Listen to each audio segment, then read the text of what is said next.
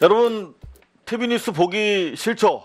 저도 마찬가지입니다. 20년 이상 방송 기자 생활을 하면서 사실 좀 고역이었습니다. 이게 9시에 하던 뉴스데스크를 모니터하고 8시면 모르는데 9시 끝나면 10시거든요.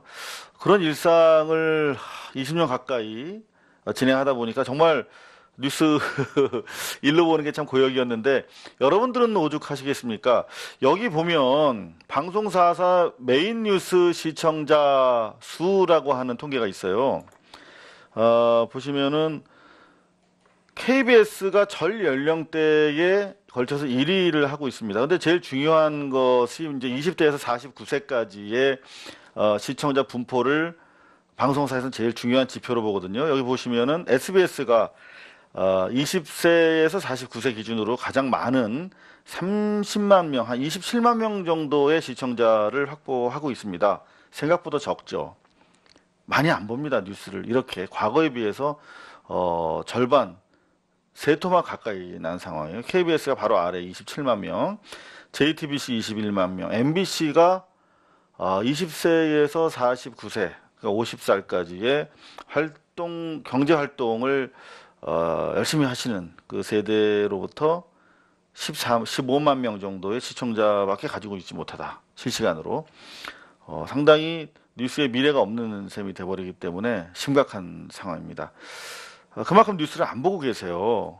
지난 첫 시간에서도 말씀드렸지만 공중파는 사실상 우리 세금 또는 우리의 유한한 공중파라고 하는 자산을 사용하고 있는 매체이기 때문에 우리가 사실상 돈을 주고 기자를 고용해서 우리 알 권리를 위해서 보도를 시키고 있다.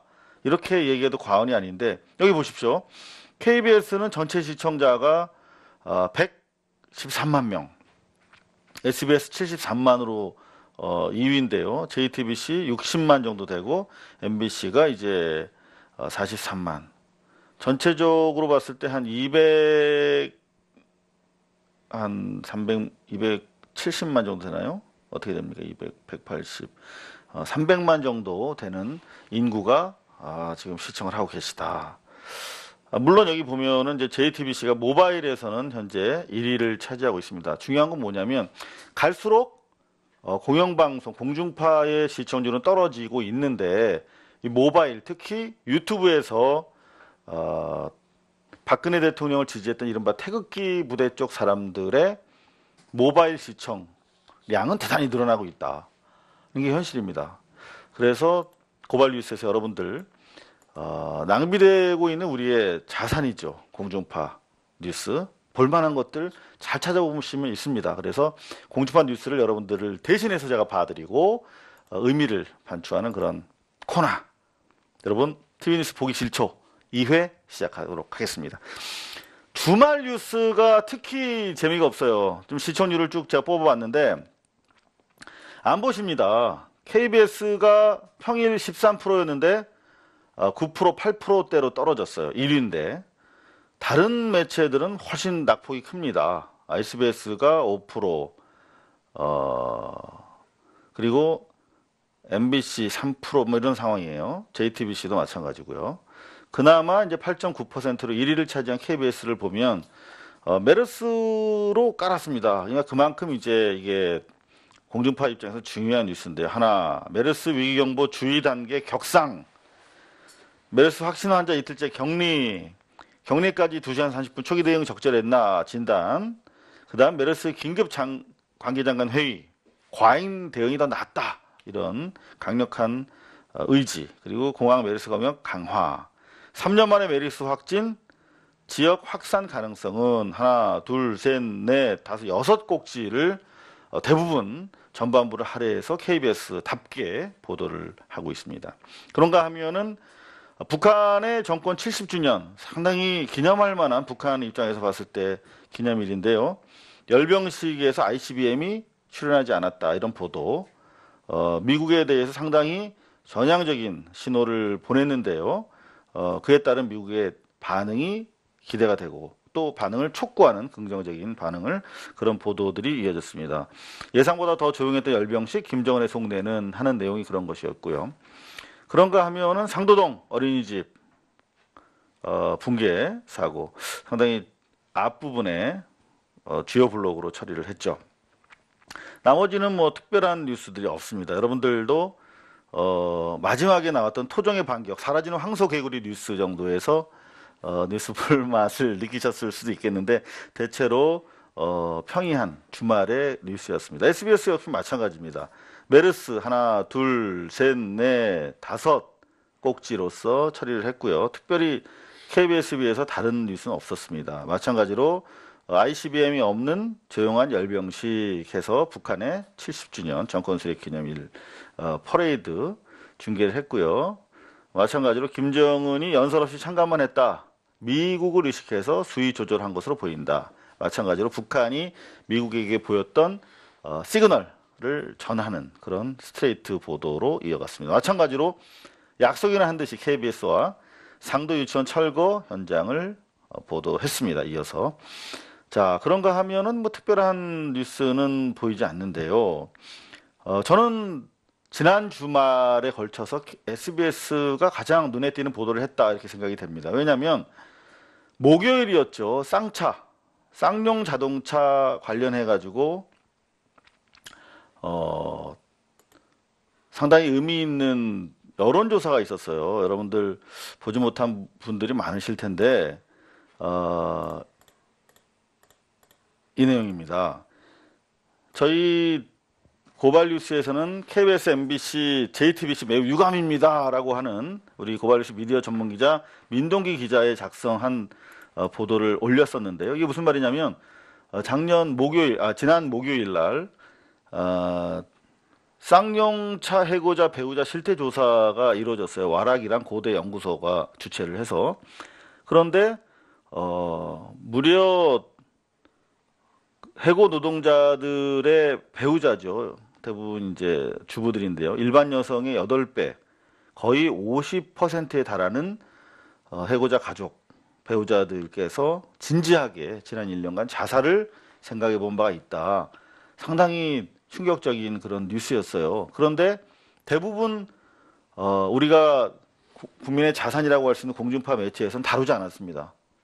SBS만 공중파의 역할, 품격을 지켜주셨어요. 대단히 의미 있는 보도였다라고 생각을 하고 지금 KBS와 MBC, JTBC는 이 쌍용 자동차 복직 문제에 대해서 전혀 다루지 않고 있는데 너무 뜻밖이어서 놀라기도 하고 또 분노스럽기도 했습니다. 왜냐하면 우리가 인간답게 살기 위해서 촛불을 부르짖었고 쌍용 자동차 문제는 사실 지난 박근혜 정권 치하에서 정리가 됐던 사건이에요. 이명박 정부 초기에 청와대가 개입해서 그야말로 본때를 보이자는 취지로 노동 현장을 압살한 참사였죠. 그런데 그나마 2015년 12월 30일 날 박근혜 정권 치하에서 전원 해고자 복직을 위한 합의가 타결됩니다. 그런데 현 정부 와서 아직도 복직되지 못한 119명, 정정하겠습니다. 119명의 노동자가 직장으로 돌아가지 못하고 있기 때문에 대한문 앞에서 농성을 하고 있어요. 근데 그런 농성 현장들이 제대로 보도도 안 되고 있을 뿐더러 그나마 복귀를 촉구하는 의미에서 와락이라고 하는 심리치유 민간단체와 고대가 배우자들 건강과 정신건강과 관련된 여론조사, 실태조사를 했는데 그야말로 공중파에서 SBS 빼고 보도하지 않았다라고 하는 것은 그야말로 촛불 이후의 공영방송, 공중파가 과연 어디로 가야 할까? 라고 하는 부분과 관련해서 큰 질문을 던져주는 사건이다. 저는 이렇게 생각합니다. 쌍차 복직이 말씀드린 대로 119명 아직 잔류된 상태고요. 그런가 하면은 손해배상 가압류. 이거 정말 두 주먹 노동력밖에 가지고 있지 못한 노동자들을 상대로 손배 가압류가 여전히 적지 않은 금액이 유지가 되고 있다 하는 부분에 대해서 꾸준하게 좀 언론이 특히 공중파 메인 뉴스들이 좀 보도를 해야 되지 않는가. 그것이 바로 촛불을 통해서 우리가 기대했던 더 나은 세상의 방송의 모습이 아니었는가 이렇게 생각을 합니다. 이건 비단 저의 개인적인 생각이 아니라요. 실제로 지난주에 사건이 있었어요. 무슨 얘기냐면 이거 보십시오. KBS 노조에서, 이거 KBS 새노조라고 하는 건 우리가 통상 알고 있는 KBS 노조를 말합니다. 반성 없는 용서는 오욕의 역사를 되풀이한다. 이거 지난주 목요일 날 MBC 노조가 최승호 집행부를 상대로 개혁 청사진 없다. 그리고 미래 제시 없다. 그다음 적폐 청산 눈치 보고 있다라고 하는 취지의 고강도 비판 성명이 나온 데 이어서 KBS에서 나온 거거든요. 그 다음날 뭐 어디 보도가 되지 않았잖아요. 만약에 촛불 이후에 공중파라면 MBC에서 성명을 냈으면 MBC는 물론이고 KBS에서 보도를 해야 됩니다. 자사의 개혁과 미래 제시, 그다음 적폐 청산에 대해서 노조가 이렇게 문제 제기하고 있다라는 거를 왜 다른 매체를 통해서 시청자들이 알아야 되겠습니까? 자기네는 입이 있고 말을 하는 언론사인데 그렇지 않겠습니까?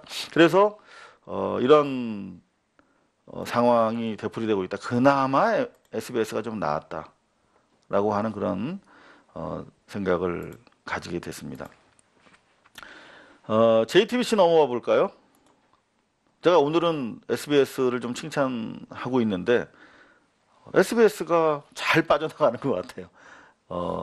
용의주도하게 간혹 눈에 띄는 보도도 있고요. 그런가 하면은 마찬가지입니다. 9월 9일 일요일의 뉴스룸인데요.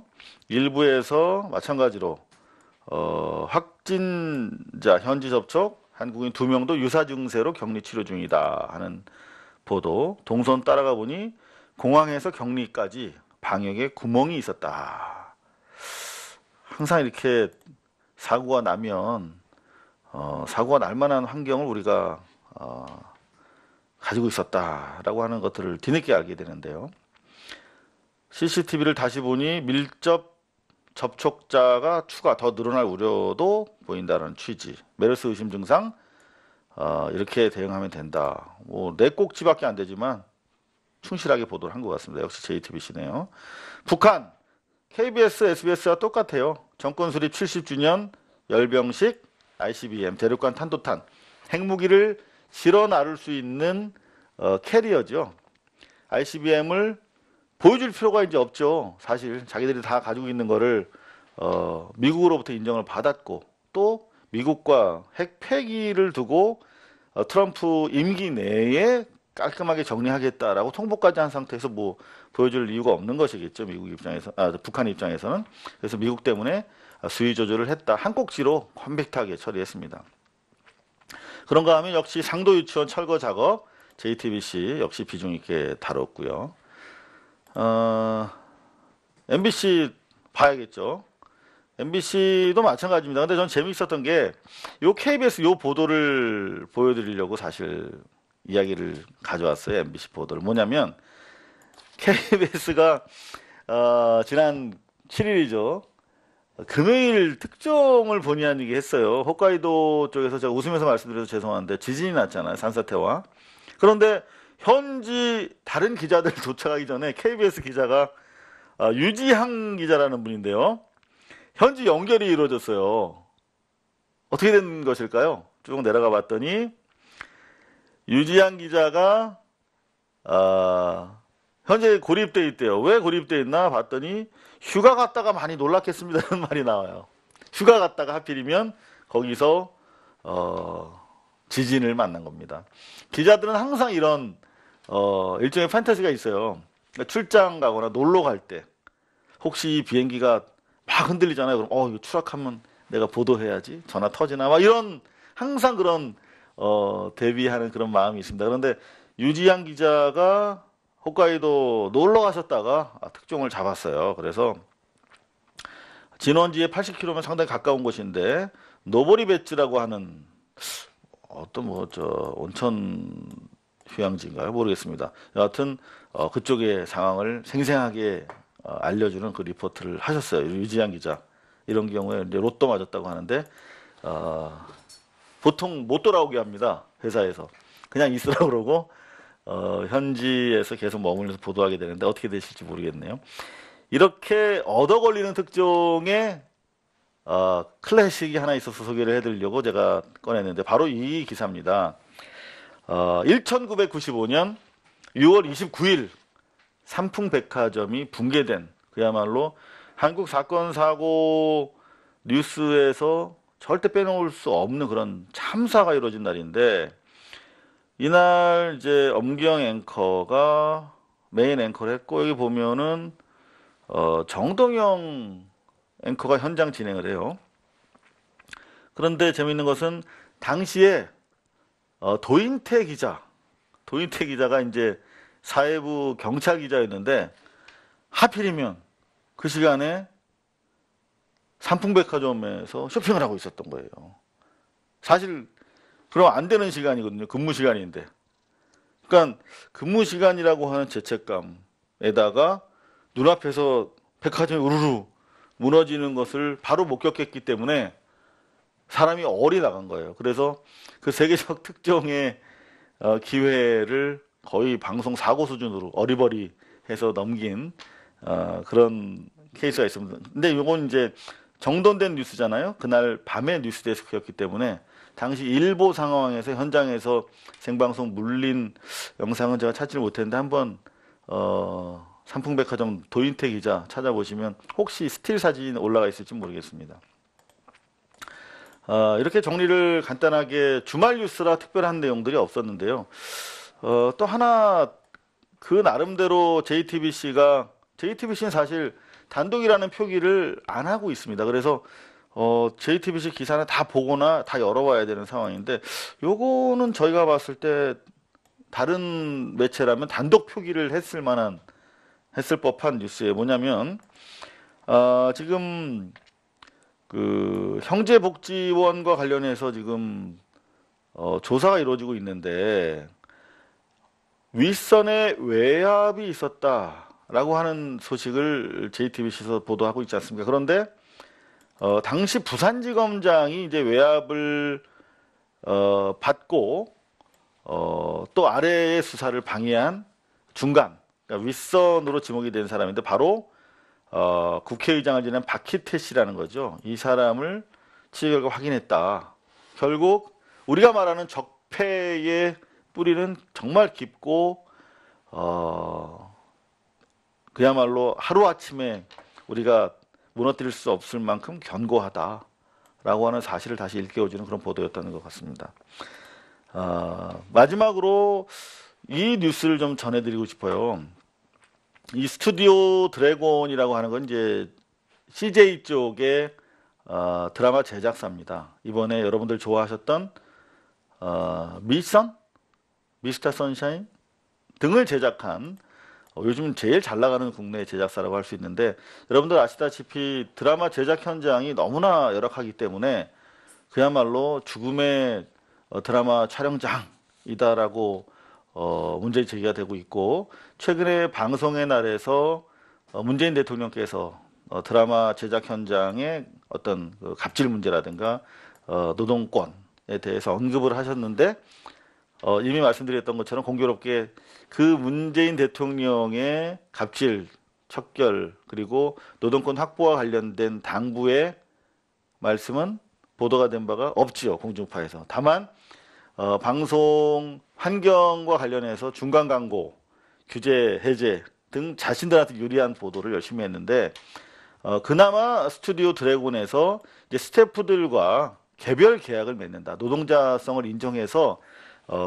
지금은 하루 24시간을 시키나 1시간을 시키나 똑같이 제한이 없어요. 그러니까 촬영 하루차, 뭐 이틀차라고 하면 그냥 48시간을 통으로 일을 시켜도 문제가 없는 시스템으로 되어 있는데 개별 계약을 맺으면은 이제 근무 조건에 대해서 좀 더 배려를 하게 되는 뉴스죠. 요런 뉴스를 보도를 해야 되는 것이죠. 공중파면. 모두에 말씀드렸던 것처럼 우리가 시청료로 사실상 우리가 운영하는 언론사입니다. KBS는 국민의 방송이죠. 그리고 나머지 공중파 방송들도 한정된 공중파라고 하는 자원을 우리가 국민의 동의하에서 매 3년마다 리뉴얼, 재계약을 해줍니다. 그러니까 국민들이 원치 않으면 방송을 못하게 돼 있는 사업자들이에요. 그 사람들이 과연 노동권을 신성한 노동권을 보호하면서 드라마를 만들고 있는가 우리가 감시하고 견제할 책임과 권한이 있는 것이죠. 그렇다면 이런 뉴스를 보도를 해줘야 국민들이 알 수 있을 텐데 PD 저널이라고 하는 방송과 전문지에만 보도가 되어 있길래 역시 아쉬움이 남는다라고 하는 취지로 말씀드렸습니다. 주말 뉴스를 정리해드리다 보니까 저도 별로 재미없었어요. TV 보기 별로 싫었습니다. 여러분들 TV 보기 싫죠? 오늘 순서 여기서 마치도록 하겠습니다. 감사합니다.